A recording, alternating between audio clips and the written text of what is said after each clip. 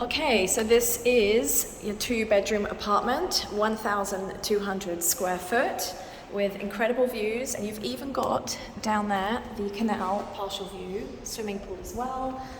Very, very spacious, open plan kitchen, and this will all be redone when you actually move in. So this is bedroom 2, and as you can see, you've got the partial canal view. Really, really nice, very spacious, beautiful.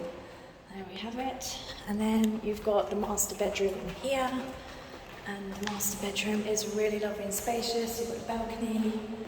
There we have it. And if you walk through into the bathroom, it's nice. You've got a bath and a shower, which is quite rare for Dubai. And cupboards there. And here is your very, very spacious washing area. I mean, that is pretty big. That's probably the biggest laundry room I've ever seen in Dubai.